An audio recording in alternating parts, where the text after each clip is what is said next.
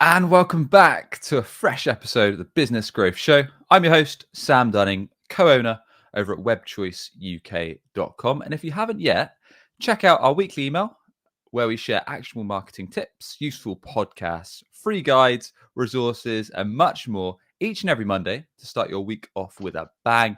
Check it out over at businessgrowth.email. And with that, my guest today is Fred Copestake. Fred's the founder over at Brindis, a sales training consultancy. He's host of the podcast Sales Today, and most importantly, literally just launched his brand new second book, Hybrid Selling, which is on sale right now. And he's got some fresh news for us. He's gonna give us a little surprise as well. Fred, I think you've got some great news on the book side of things. Absolutely, yeah. We've been promoting it quite hard the last couple of days, and it has just gone to #1 in Amazon. So Awesome. I am really, really chuffed with that.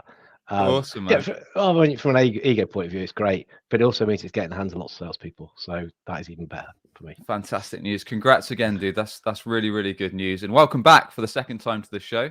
So the audience can't have disliked you too much because you've been invited back on for round 2. So good on you. It took writing another book, Sam.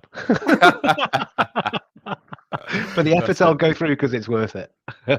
Yeah, congrats again. So make sure you check that out. Hybrid Selling on sale on Amazon right now. So today, Fred, we're going to be talking all about hybrid selling. We're going to be sharing what it is, some of the frameworks around it, and how it's going to help everyone tuning in sell more this year in 2022.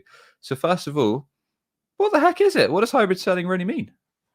Yeah, well, it's an interesting one, and lots of people have got lots of different kind of different definitions. And what a lot of people gravitate towards is the kind of, well, that's kind of like virtual selling, isn't it? Where you're doing stuff online. And the obvious answer to that is, well, no, that's virtual selling. It's kind of already got a name. It's already a thing.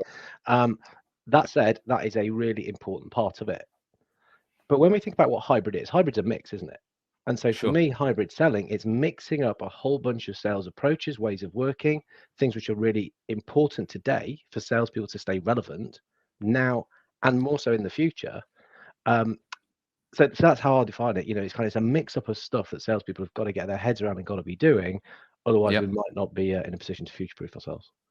Got it. So it sounds to me like it's leveraging a bunch of tools to make sure we sell more effectively. Is that right? Or Yeah, that's right. So tools, techniques, methodologies, thinking, mindset, it pulls in from lots and lots of stuff. Yep. When we chatted last time, I talked about there's lots of things that have gone on in sales before, which are really good, still work. Lots of stuff that Sure. people are doing and don't work, and God knows why they're doing it. So it's getting those, it's just putting them into a little bit more of a deliberate and conscious way of working to make sure you are being of use and interesting to customers. End of the day. Got it. And that makes sense. So how does hybrid selling stack up to perhaps more traditional sales strategies or sales methods? Like some people might be familiar with, let's say, Sandler selling or Spindler selling or the Challenger sale. There's so many sales frameworks that have been around for years and years. How does it compare to some of the kind of more older school things that have been around for a long time? They're part of it. Basically, they would pull on it. So if you've been Sandler trained, if you're Spin trained, Challenger, you will see where they're really solid ways of working. Still are been around a bit. Some of them, but they're solid. You'll see where they fit in, and it might be I'm excellent at that piece, but actually now I'm looking at the broader framework of what I need to mix in with it. I might be a bit lacking in some of the other areas, so I can go and I can tap in and maybe pull from another area that is existing. Got I've it. not actually really invented anything. I've just kind of tried to codify it and put it in a way that Yep. makes sense, so we can think about, okay, this is the stuff that I need to be doing. Yeah. And is this framework, before we get stuck into the nuts and bolts and how everyone can put it into play, is it geared towards anyone at a certain stage in sales? I.e., is it geared more towards people that are new to selling, that are more experienced, more senior, or Again, it's taking the bits which work for you. It's B2B, that's for sure, sure? and it's less oriented towards SaaS. They do have a way of working that I don't always really kind of agree with. It doesn't always make sense to me. But if somebody's involved in full cycle, maybe from a kind of a more traditional, more solid. I mean, even IT sellers, IT resellers, something that they would benefit from it. That's who it's aimed at. Got Um, it. one of the ways to think about it is the analogy I sometimes use is, if you imagine you're playing a drum. You've got a little drum and you're there tapping it away, with one drumstick. Yeah. I mean, it's okay, but it's not going to be the best performance.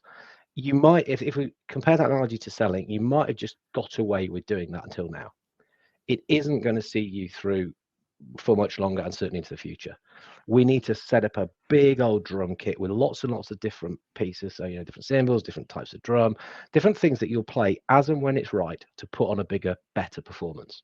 And that's what the Gotcha. framework will do. It help you make sure you've got your drum kit sorted. And so you've got Lovely your favorite analogy. drum, the one you've been doing, and then we need to add some other bits in usually. Like it. So we're talking about helping kind of full cycle selling.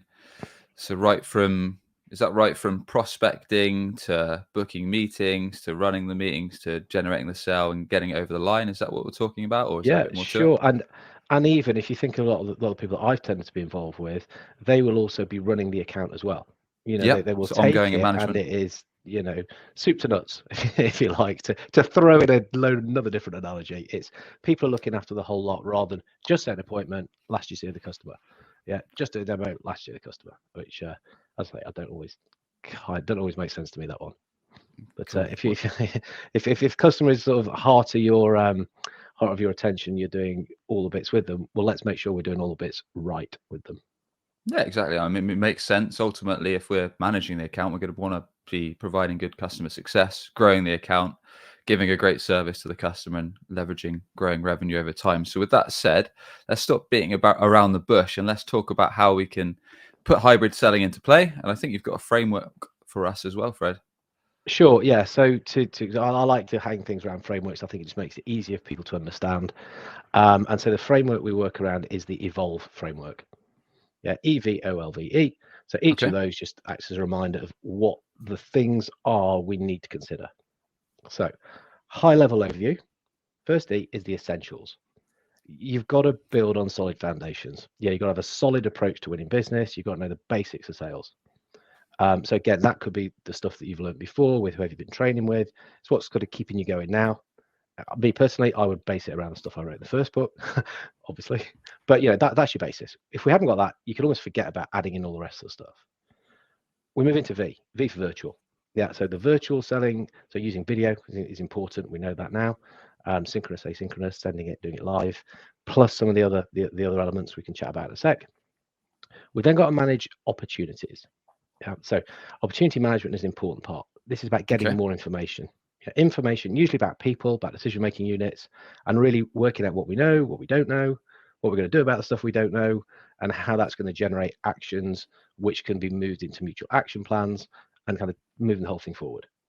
All right. We've got to lead people as sales. So we're on to the L of Evolve. Sales, we've got to lead. Not in an 80s styly lead them up the garden path and manipulate and try to wrap around your finger. No. This guide would probably be another word for that. Servant leader approach, helping people make sense of their buying process, what they're trying to do, and assisting them. Customers are confused. Quite often they're confused. We think they're in this really strong position where they've got all the information, they're further down the buying cycle, they can self-diagnose and information everywhere, but it's a complicated old world out there. Value selling is the next V. So again, people talk about selling value a hell of a lot, and I sometimes wonder whether they actually really understand what that means and how do we do that effectively. And then the bit that you started on actually is the end, is the expand piece, which is like growing customers and working with them and making sure they get their outcomes that we promised. So customer success and the rest of it. Nice. It's a big All old right. drum set. Big old drum set. Yeah, there's quite a bit to it. Hopefully, we've got enough time to dive deep into each point. So let's start from the top, sir, and let's talk about the essentials of sales. Sounds like quite a broad term to me. What does that mean, and what can people take away, or what should we take away when it comes to the essentials? So again, for me, the way I would break that one down would be that we need to validate accounts. We've got to find out the best kind of account we want to work with, Right. qualify them, qualify in, qualify out. We can make an approach, and then we can do proper prep to align and to understand where do we think we can add value to them? Where can we do some good stuff? Yeah. We then leverage that information. We have good conversations, with discovery. We talked about last time we spoke, understanding that to then put together, tailor an approach for them that is going to help them get the results that we've understood they need. Yeah. Back that up, present it, prove it. They agree. Might have to negotiate it a little bit, and then we make sure we deliver on that. That is solid selling. And again, that in itself involves a hell of a lot of stuff. It's a lot of one show work. around any single one. Well, we spoke on a whole show pretty much around discovery, didn't we? So Oh that's yeah, just of one bit course. of it. Yeah, like you say, identifying accounts depending on the size of the deals that you're working, the type of companies that you're targeting. The prospecting part alone could be a long piece of it, and then the discovery, and then working them through. The sales funnel is sales processes, depending on, like I say, the size of your deals and how many people involved in the decision making process, can be a long old piece of the puzzle. Fred, put you on the spot. What are some of the top ways to prospect that you're seeing working now in 2022? Every day I log on to LinkedIn, people are saying cold calling's dead, cold calling's alive, videos are live, LinkedIn messaging is live. What do you think's really working with the people that you're training? Everything's alive, mate. Everything's alive. And actually, again, for someone who's just written a book called Hybrid, I'll say mix it all in and make it work for you, you know? There we go. Easy That's as the that. point of hybrid. But let us neatly segue our way into V, which is the V for video, for virtual selling. Sure. Video. I think video's hot. I probably would. So I spoke to Tyler Lessard yesterday. I could hear him in my ears. No, but joking apart, I think, yes, there's lots of stuff which isn't dead. You can still use it. But if we're talking about trying to humanize selling, we want to build relationships. We want people to sort of understand us and to build that connection with us. Yep. Well, get yourself in front of them then. You can get yourself in front of them by using video. And it can show that you're taking the effort to personalize, to understand them, to put something together for them. Yeah. People can make lots of excuses not to use it. But for me, that would be the one that I think, certainly here in UK, you're still getting a bit of a first mover advantage. It's still different enough and Definitely. interesting enough for somebody to go, oh, that was cool. That's pretty clever. How'd you do that then? And you have to lose half the meeting explaining how you did it. And then you can get onto the stuff that you set the meeting up to do. But it's worked, eh? Yeah, I mean, I've said it on the show so many times. Like, I think right now the only outreach I really get is email or Yeah. LinkedIn DMs. But I almost never get videos. If I do, very rarely, maybe one a month. They're not personalized. They're literally like a batch video where it just says, "Hi, my company does X. Would you like to book a demo?" That kind of thing. So if you want to prospect me, send me a personalized video. Well, The but you can still batch them, you know? Again, when we say batch them, you're not going to be able to do one that you're going to send to 500-600 people at once. But why would you want to do that yeah, anyway? They'll be difficult to follow up. If you sure. identify 10 accounts with a similar kind of challenge that you think, okay, well, I know what your challenge is. And guess what the first part of the video is? Hi, I want to send you this video because I know you've got this, and this challenge. That's what we concentrate on. And that's why I wanted to reach out, just to have a bit of a broader conversation with you around it. Yeah. Oh, that person's speaking to me because they've understood my challenge. It's some ways we can, I think, in sales overcomplicate stuff. We Yeah. do. We definitely do. And we as a marketer that does sell, I love making excuses as well. Like, I'll call that person tomorrow. I'm going to do something on LinkedIn now. I'm Yeah. going to make this podcast, or I'm going to do this video. Yeah, I'll sort that follow up in a bit. Just love pushing stuff to the back of the day. Yeah. Yeah. But the video piece, if you are going to do that, then you're a massive catch up. It helps you by I think moving you forward faster. And of course, then you get more comfortable with it. They get used to getting stuff from you, use it at different Yep. parts of the sales process. So you're sending it with a proposal, following up the meeting. I think You're almost like racking up FaceTime. And then the brain works that you'll feel more familiar. People get closer to you faster. yeah, I No, mean, no brainer. no, I agree. It's not used enough. I mean, some of the ways I've seen success with videos, like you mentioned just then, sending it with a proposal, with a plan, where I just basically encapsulate the key points, like the prospect problems that we discussed on the discovery call, how we're going to bring about the solution, and how we're going to kind of bring it to fruition. Just like a quick 1 or 2 minute summary, and maybe I'll do it with Vidyard or Loom, and my screen share will be with their website on the background, just Yeah, so it kind of resonates with them. Which I know Tyler at Vidyard talks about a bit. So yeah, that's some of the ways I've had success with it, just because you stand out from the crowd, because most sales reps just can't be asked to do that. Any other areas of the process that you found success with video on? I know you mentioned prospecting. Prospecting, follow the meeting. Yeah. Oh, it's great to have time to actually talk to you. So I just thought I'd summarize what it is that you said. I mean, like you've done in the proposal. Again, Yeah. right, I want to put my face and my voice back in front of you. Yeah. Then the action plan we've got. So I've sent you this proposal. This is what we need to do. Yep. We've mentioned it already, and we'll talk about it in opportunity management, but there's more and more people involved in the DMU, in the decision-making unit. So if you're recording it in mind that actually this stuff isn't for Sam, this is for Sam to send to his people, his boss, his subordinate, whoever it is, yeah, Sam's thinking, this is great. Fred, you've done off my job. That's why I'm going to work with you. Yeah, think of it like that. It's a way of getting your message across in the way that you need it understood way more effectively, making someone else's life easier. That's a great point. And I guess you can literally say when you share the video, like at the start, like, hey, Steve, hey, Janet, whoever it is, like, great to chat earlier. Here's some of the key points I understood from your objectives, your problems, where you want to get to. And this is what we propose. Also, if you want to share this like with the rest of the marketing team or the CFO or the CMO, that would be great. And then we can catch up kind of next Monday when we've booked in. Yeah.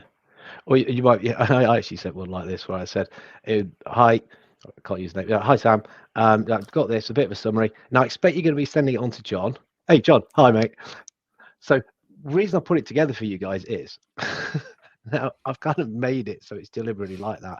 And you get why I've done it like that. John receives it and thinks, oh, that's pretty cool. Fred has thought about me. Yeah. Nice Nice and touch. it is easy. I get why some people can be reticent around sort of putting themselves in front of a camera and talking. I mean, we're pretty used to it. But again, I was chatting to Mario Martinez Jr. about this. Again, he's expert in this. And he said to me, like, to it personally, he said, thing is, if you're fat, bald and ugly in real life, you will be on camera as well. Mario, that's a bit. He went, oh, no, sorry, Fred. I didn't mean you. That's just the examples I use. So, yeah, well, Freudian and all that. But no, that's what he's saying. And Oh, dear. but also people try to make it so perfect. Well, if you're face to face, you probably wouldn't say it perfectly. Little bit of a slip, no drama in it. Just say, okay, look, stumbled over that, carry on. Rather than just re-recording. Life's too No, short, that's it. I think. Oh, I completely agree. I mean, like I said, not very few people in sales even make the effort to do a video. So just by doing the video, you're putting yourself pretty much at the front of the queue. And then if you make it relevant to the prospect, to the buyer that you're in conversation with, then they don't mind. We make a mistake. We all mess up. It's part of us, isn't it? It shows you're not a robot, I think. Yeah. And you sent me an email telling me how innovative and cutting edge and modern you are. Okay. You use some innovative, cutting edge and modern stuff then. Oh, let's not go down that road. Anyway, we proceed to the O of opportunities. Again, yeah. So we've touched on that. So opportunity management, I mean, is a discipline in itself. If you think about it. Miller Heiman, a lot of their stuff was built around that. The blue sheets and in the good old days when I were a lad, start filling these things in. But it's a great way of thinking about the information you need to be useful for the customer and also for yourself, you and your own company. And a lot of that is the who's who. It's that decision-making unit. We know they're getting bigger. Let's work out who they are. Let's map them. Let's think about the individuals. What are they trying to achieve? Right. Think about it from the point of view of their KPIs. So from a business point of view, what are they there to deliver for the business? They will more than likely have different things. Okay. But we're talking about people. They will also have personal ambitions, personal goals, personal dreams. And that whole kind of emotional side of, the risk or the kind of the very kind of human elements that we sometimes don't factor in because we sort of think far too logically. Using a structure to help you think around that, it's one of the best pieces of advice I could give somebody. All of this stuff takes a bit more time. And a lot of salespeople will push back to me, and they do, say, well, I haven't got time to this. I've got to go out selling. I'm like, this is selling. This is making sure that what you're doing right. So for me, mapping a decision-making unit, working out all those bits about the people, thinking about that, thinking what you don't know, the known unknowns, and doing something around it. That's, I was going to say the 30-second advice on opportunity management, but it was about 2 minutes on it. Well, I guess what we're getting at as well, like you said, is it might sound like it's going to take longer, but ultimately, if you're, I don't know, let's say initially you're in discussion with a marketing exec, and yes, they're part of the process, but eventually you need to speak to the chief marketing officer, the CMO. Perhaps you need to involve the finance director. There's no point just constantly pitching the marketing exec because ultimately they're not going to be the one that's giving the green light and spending the cash. Yes, they're a piece of the puzzle, and yes, you need to kind of work with them. But I guess at some stage you need to get the other people in the process involved. You need to understand kind of some of their drivers, what they want to get out of the relationship, out of the business, what some of their problems and goals and objectives and such, and then work them into the process. Is that right? Absolutely. And I know why salespeople will tend to try and stick with their best mate. Usually, the people that understand them the best and are most similar to them, because it's easier, it's comfortable, it's safe. But just to get the habit that I want to map all this out, that is what my goal as a good salesperson is, and to then start getting comfortable asking things like, how is this decision made? Who do we need to involve at this stage? What process do you guys go through? Yeah. Now, this can be quite interesting because somebody might go, actually, I don't know. Okay, well, in that case, what I can do is I can talk about typically what happens when I'm selling a solution like this. As much as you probably don't want to speak to procurement, we ought to get them involved in early. Actually, there's lots of reasons why you would. Yeah, we will have to go and speak to these guys. So let's get them on board. Let's think how we can do it. Let's make a plan together. Now, immediately we're becoming more collaborative. Again, I beat the drum around collaborative selling a hell of a lot. So it's that kind of thinking, knowing that that's what I want to map out and that's how I'm going to do it and that's going to drive my activity, that will help anyone who's starting to get into any level of complex selling. Not even that complex, to be honest. It's just more and more people are getting involved in decisions.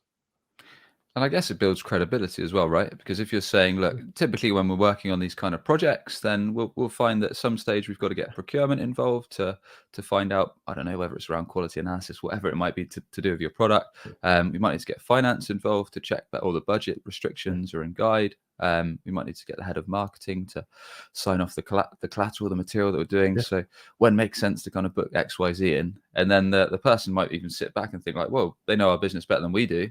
Yep. And it's just, I guess, giving you a checkbox in the credibility sector of your offer. Yeah.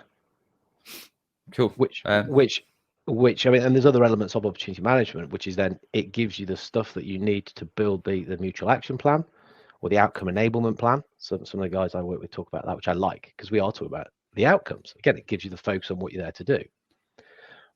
But it moves us nicely into that L of leading. So you are leading the process.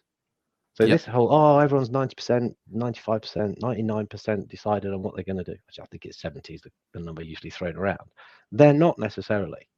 And actually, if they're early doors, and that would be the time to try to get in to any kind of project, and you help them to understand that, you guide them, you lead them, you help them make sense of stuff, that for me is adding value in itself. Not your product, not your service, not the stuff that you're probably going to end up selling them. It's how you help them think. That's what a good salesperson who's acting as a lead or a guide, a servant to a degree, servant leader, I quite like. Yep. Not servile, different thing completely. No, you're not. You're equals, but I am here to help you and to take you down the right route. Yeah. So this guide aspect, this lead, this guide, the L of the evolved process, is that a bit like we were talking about just now, just showing that you are a professional in your field. Yeah. You've done this many times before. You've helped many businesses. Look, this is the process that we're going to go down, and we're going to help you kind of along the way. Are there any recommendations that you'd provide, Fred, for perhaps people that are a bit apprehensive and perhaps they're used to dealing with kind of maybe they're used to dealing with smaller deal cycles, smaller deal sizes and values, and now they're moving on to selling perhaps larger packages, larger pieces of software, whatever it may be, and now there's multiple stakeholders, perhaps C-suite level, and they're coming down on like a ton of bricks, like every meeting's like, we've got 15 minutes to do this, I want to talk about X, Y, Z, and before you know it, the prospective client has flipped the switch and they're trying to rule the meeting, and you're trying to get a word in edgeways and can't. How do you advise that we take a scenario like that and still prove that we're here to help them, we're here to lead them and guide the conversation? Yeah, I mean, and that's sometimes the tricks the mind plays, that they're more senior, they're more powerful, they're coming on this meetings, they want to bully me, and no, if they're getting involved, it's because they're seeing the value in it and they wanting to take something from you. They're wanting to get a share of your experience. So what you said there is, when you've got these different roles, it's to really think about what those different roles require. And again, in some ways, let's not overcomplicate. Let's simplify it. Yeah, there's potentially. Let's pretend we're selling IT. IT is pretty good example.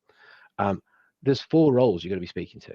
There are technical people. There are people who like talking about computers and IT and all that sort of stuff. Yeah, you'll have a technical conversation with them. Fine. You will have to be talking to finance. Yeah, so finance people, procurement, people who've got a different set of interests. Don't talk to them about speeds and feeds because they're just like, what? I don't want to bother about it. Yeah. Then, depending on the size of the project, you will go into the C-suite or to more senior management. Again, don't get into detail. Don't get bogged down in the weeds. Again, they're not bothered about this. Is it helping my business? Is it helping me at a strategic level? Let's talk longer term stuff. And if you don't need to speak to them, don't pull them in for the sake of it, just because somebody somewhere on some LinkedIn poster said, yeah, sell to C-suite. Then if it's not touching them, don't bother. If it is, make sure you are understanding what they're looking for, what they're bothered about, and get it across really, really punchy. And then the fourth is that whatever you're doing might have an impact on some line of business. So, yeah, there might be a specific solution that HR are picking up on, or marketing you've been speaking about a little bit. Okay, so what are they looking for? Those areas are looking, people are looking for different stuff. If you've got this, if you're a one-trick pony saying, this is what we do, this is how we do it, blah, blah, blah, it's probably going to interest no one.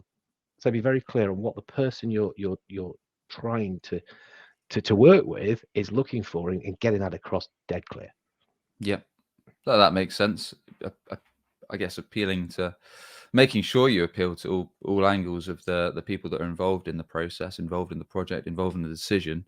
How do you find, or how have you had success with that, Fred? Is that just asking great questions to each person involved, or is it just kind of through working with perhaps your own team and asking them for insights on what they typically care about? So then you're not going into conversations blind and you've got insights from your team that have perhaps been there and done it, or are there other ways that you found worked? Insight is such a key word in sales. Insight, but different perspective, bringing something to the table that's making people think, which will tend to be from a really good question formed around an insight. Again, makes you look very, very well. And like you say, even if you haven't got a full team, you're probably going to know somebody who is in that role. So just sit down with them and say, okay, what sort of stuff's important to you then? Okay, right. As a finance director, what kind of stuff floats your boat? What do you look for? If somebody's trying to say to you, what should they be talking to you about? Listen to them. So you've got the resource around you.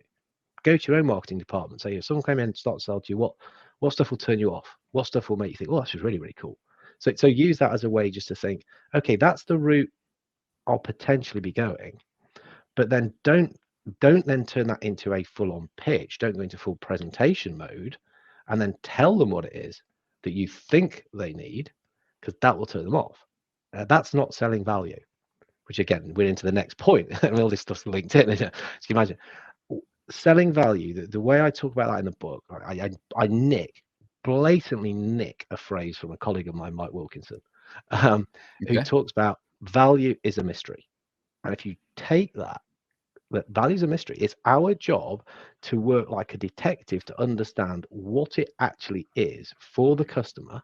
Now we have an idea, yeah, but we work with them, again, collaborating, working closely to think this is what they are after.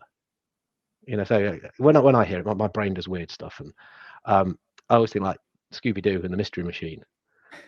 You're rocking up in your mystery machine, yeah, and you've got a reasonable idea. It's probably the janitor. It usually wasn't it? But you've still got to go through the process of doing the thing and finding out, yeah, it was, but I've got all the proof. Or actually, no, in this case, it wasn't. Oh, fancy that. It was our teacher. Oh, amazing.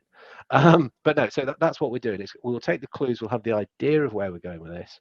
But then we're detective working, we're understanding, we're asking questions, we're getting the information, we're synthesizing it.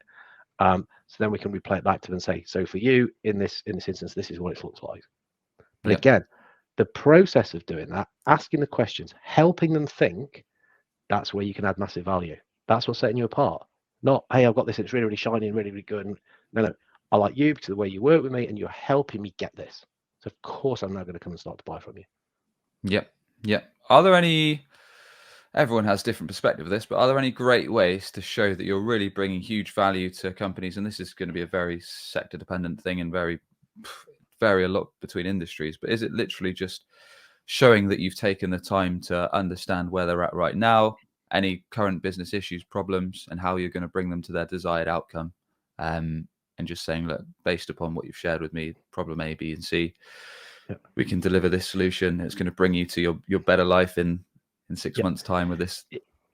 It is, and I think again what I said is that people try to be so presumptive to rock up and say this is what it is. I have the solution for you. It's like, well, Yeah. I don't even recognise the problem. I don't know, and actually, it's not the way I want to do it. Yeah. But the approach that you're taking to help them understand, say, look, I have taken time. I've worked in your industry anyway, so I know that these are common challenges. I've had a look at what you guys do. I am going to hazard a guess that this could be one of the things that is challenging you guys. Now that's a brave approach, but if you've done the homework right, I think it can only go well, because if you get it bang on, they're going to go, whoa, yeah, that's pretty cool. Well, yeah, let's explore it more. If you're partly there, they go, oh, well, yeah, kind of. Okay, good. Let's explore it further. You go, well, no, actually, you're wrong. Okay, well, how? What is it? So, but even getting it wrong, but showing you've made the effort to try to understand it, and you are bringing in some solid research and evidence that you care, and you're putting them at the center of your world. Yeah, they're the hero, not you. That's how to really come across, I think, as the kind of person they want to work with. Yeah, I like it. So just before we talk about how you can expand and grow client accounts, which is the final E of the evolve, what do you feel is the most important takeaway or the most important aspect of the whole of hybrid selling? It's bringing it all together in a way that works for you. That's for me. So, Brindis, we have a bit of a mantra: think, learn, do. So yeah, we can think about stuff and you can learn stuff, and I've done that. I've put it in the book for you. So read the book, but you have to do something about it. Whatever thing you take, whether it's actually I do that already, I do it well, and I want to make sure I sort of keep banging that drum well. Go back to that analogy. Or I didn't realize I needed that drum. Let me get that and put it in place and start to play it as part of my performance. That's the takeaway of hybrid selling. It's making sure you've got this ability to mix up the stuff that you're doing. That's the biggie for me. Putting it into action as well, by the sounds of it. So yeah, it's again, I got more and more mantras. Yeah, implementation, not information. There's so much information there. There's my book. There's all the books based. I mean, each of those elements, there are books and books and books on each of the elements of hybrid selling. So you can read all those. People say, 52 books I read this year, 108. Well, happy days. What have you done with it? It has to be about doing. Yeah.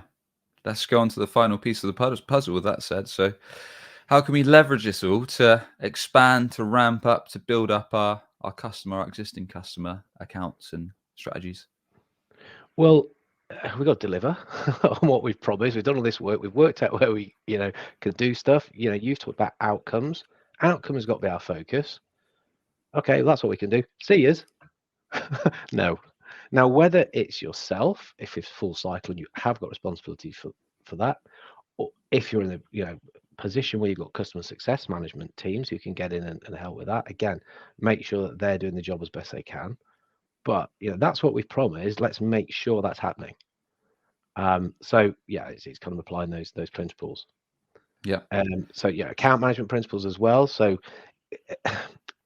for me, account management, account managers, I know they get incredibly frustrated when they get bogged down in the tactical stuff day to day, because they need to be jumping back out and thinking more strategically about where else can we add value, what else can we do, what other things should we be talking about. And so the simple solution, I guess, is I talk about switching out QBR for QVR.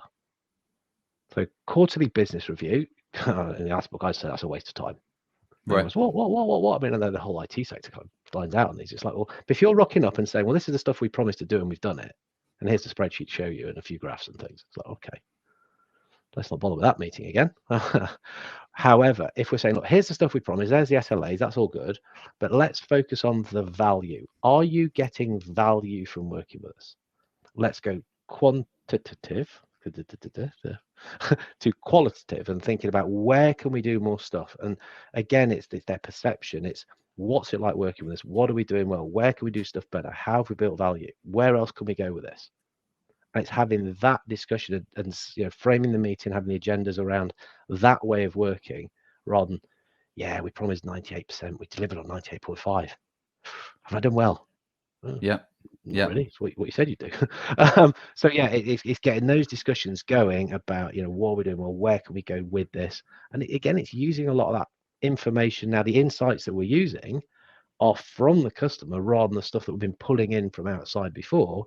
This is what we're actually doing with you. This is the stuff that's going on. We're understanding you better. We can use that better. Yeah. So having, I guess, more of a conversation with them and just being real about kind of what's going well. Have we delivered on what we discussed? Are there Yeah. any other areas that you want to improve on over the next, I don't know, 6, 12 months, Yeah. things like that? Yeah. You've kind of touched on it, but I was going to say, have you seen any good ways, Fred, of bringing new ideas to the table? So we're doing this on the basis that we've delivered what we said we're going to deliver on the solution, the project, whatever it was. If we want to perhaps grow the account, bring new ideas, perhaps upsell, any ways that you found have been effective to do so that don't come across as just, we're trying to sell them new shit? I saw this and thought of you. Now, depending on the age range of people listening to this, that might resonate with some people, and some people go, "That's just words, Fred." But people who will remember that, there was a post office advert when we used to send letters made of paper, and we used to cut things out and put them in and say, "Look, literally, I saw this article and thought you would find it of interest." And that's what the whole TV advertising campaign was about. It's kind of that still. It's, hey, look, because we've got a relationship, I understand you, what you're trying to do, what you're like. Here is something I think will be of interest. And it's a far more thoughtful, considered sharing of information because it should hit home. That will then start to trigger the discussions and start to, again, keep you in the position of, this is someone I like working with. They've got my interests at heart. That's why they're thinking of me. That's why whatever they saw made them think, yeah, we need to chat about it. Yep. It's getting a bit more personal, it sounds like, with your approach and not just thinking directly on the business itself. At every single level. It could be something quite personal about the individual, and it could be to do with hobby or interest. Yeah, if it's about just keeping the relationship going. Yep. Now again, people don't just buy from their best mates, so normally it is going to be something like, we've seen in your industry. Here are some of the trends. This is something that our insights team, that our marketing team are seeing and focusing on. And so this is what I want to share with you to make sure you guys are ahead of the game. You're not going to get caught out by this new legislation, this new trend we're going to see come in, this kind of way the industry's leaning. Wow, brilliant. Or, oh yeah, we kind of were looking at anyway, but yeah, you're on it too. Brilliant. Let's put our heads together. So again, I think if you're thinking like that and thinking proactively, it's more like a no fail approach.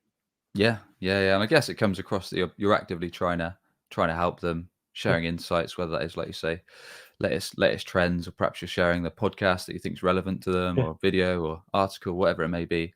You're bringing some kind of value to the table, and then you can introduce your ideas. Yeah. Cool. So it's keeping the discussion going. And again, maybe the kind of business where it's sort of, we've done it, we put it in place, they're getting the outcomes, they don't necessarily need that interaction ongoing. Make an excuse to do it. Get in your CRM, date that they first bought from you. Thank you. This is our birthday. It's our birthday when we first did business together. So I just want to thank you for doing that.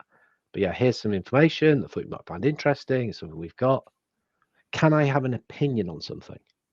Again, senior people, if you ask properly, won't mind sharing an opinion, so you can learn a lot. Yeah, so I'm putting together some market research and actually value what your opinions are. So I'd like to ask you this question. Sent in a video. I mean, you can start to mix this stuff up, People are gonna think, wow, yeah, you value me that much. Cool. Yeah. And if you really want to go for it, can you give me some feedback on me as a salesperson? Now, there's a question. Because somebody asking that, I can guarantee not many people are asking that. The person receiving that question will think, whoa, this person takes their job really seriously. That's the kind of person I want to work with. And yes, I will give them some feedback on it. So you'll get to know the stuff that you do that's really good, that you might not have even realized, by the way. And then some of the stuff, some of the blind spot stuff, think, actually, I thought that was good. I didn't realize they don't like that. Or here's where I can get better. That for me will be a very, very cool question to ask, and put yourself out your comfort zone to ask it. Oh yeah. I mean, I suppose if you ask a list of your top customers, that kind of question, like, how do you think I'm doing as a salesperson? Yeah. And yeah, if you collate the common feedback, like if people keep saying like, yes, you're doing this really, really well, like your conversations around taking the time to learn our industry, etc., are great. Yeah. But I really think if you took the time to do this specific point, I don't know, perhaps it's noting down our calls and reciting that in a better manner or whatever it might be. And if that's what people keep saying, I guess, look, this is an issue. I need to fix it. But I would have never have known if I didn't ask. But for me, I mean, so yes, the benefits, you're getting all that input back for yourself, but it's the way that question is perceived. This True. person is serious. This person is who I want to work with because of the way they think, the way they do things. They're a pro. Yeah. They go about that. Imagine professional footballer. Do you want to watch the video of the game on Saturday night? You'd be all right. Really? Do you want me to tell you how you played? No. I'll just rock up and play next time. You're not my team. But again, I think by asking that, there's so many benefits of it. Yeah. Makes sense. Nice one, Fred. And that's a nice way to wrap up the Evolve framework and the conversation about hybrid selling. So with that, sir, please do tell us more about how we can get our hands on the book, where it's on sale now, and anything else you'd like to promote, my good friend. So Amazon, it's there. It's on there. Hybrid selling, Fred Copestake. So you'll find it on that. And yeah, the only thing I'll add with that would be that there is a scorecard. So can we pop a link in to this when it goes out? Certainly can. Yeah, We'll put that in. So put a link. So I'll build a scorecard around it so that even if people don't want to buy the book, they can sort of answer some questions to get a bit of feedback back to that on kind of how they are, where they're stacking up against that framework. So yeah, again, this drum you're playing really, really well. Happy days, keep playing it. But you need to be adding a symbol here and something over there. That's the advice on it. Now go away and do something about it. So yeah, I will. I'll fire that one across to pop in as a link, and yeah, that'll be the best way to kind of move this thinking forward. Nice one, sir. And we'll put a link to all of that over at the show notes at businessgrowth.marketing. And with that, I want to thank you once again, Fred, for coming on. Enjoyed the chat as always. No, thank you for inviting me. So, always a pleasure, Sam. Never a chore. No worries, mate. Oh, it's like we really. And as always, if you enjoyed the show, be sure to give us a quick rating on Apple or Spotify. It's always very much appreciated. And likewise, if you are on YouTube, a quick subscribe, we'd be very thankful for. And with that, we shall catch you on the next episode of Business Growth Show. Cheers.